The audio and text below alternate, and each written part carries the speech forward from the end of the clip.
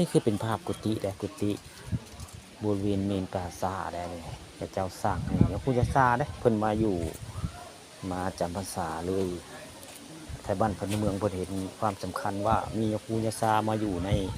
เมนปราสาทเนื่องจากก่อนนั้นมีคนมางัดธาตุได้งัดธาตุเอาของเงินตะกี้ตะเก่าเจ้าปะไว้ในธาตุได้มีคนมางัดธาตุมาทุบธาตุไว้ง่าย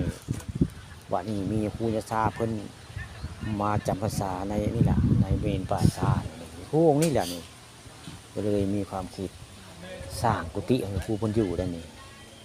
สร้างให้ครูนี่แหละอยู่นี่เพิ่นมาจำพรรษาอยู่นี่ได้บริเวณเมนปราสาทบ้านม่วงคำตำบลนาคักได้ข้าเจ้าสร้างเพลงไว้แทนม่วงหนึ่งไทยม่วงคำได้สร้างกุฏิให้ยังพุทธศาสตร์อยู่บริเวณเมนปราสาท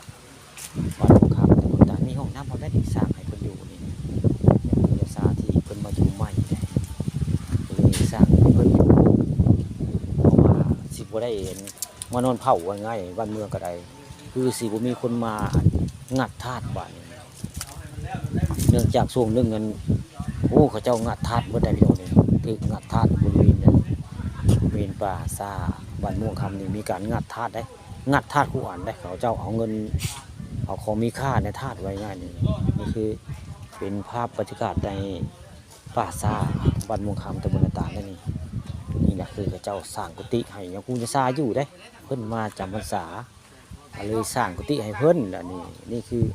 นโยบายของไทยม่วงได้สร้างกุฏิให้ยังกูอยู่บริเวณเมนปราสาทบ้านม่วงคำตำบลนาตาลคักเขาได้เจ้าเห็ดคักไป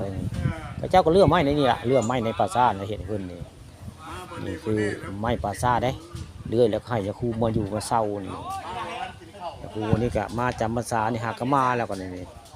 แต่ว่าท่านม่วงคำก็ได้สร้างนะครับสร้างแล้วกุฏิแล้วอยู่ไว้ไงนี่ให้เราอยู่แบบถาวรเลยนี่และกับบ่เป็นห้องไผ่เด็กกุฏินี่ก็ได้ห้องบ้านเมืองนี่แหละไผ่มาอยู่ก็ได้กับไผ่ใจเนาะคำว่าใจก็คือซีนอนบ่ได้กุฏินี่เพราะว่ามันเป็นเมนพี่น้องเป็นเมนปราสาทบ้านม่วงคำตำบลนาตาลกำลังสร้างกำลังเปลี่ยนแล้วนี่กุฏิให้ยาคูมื้อนี้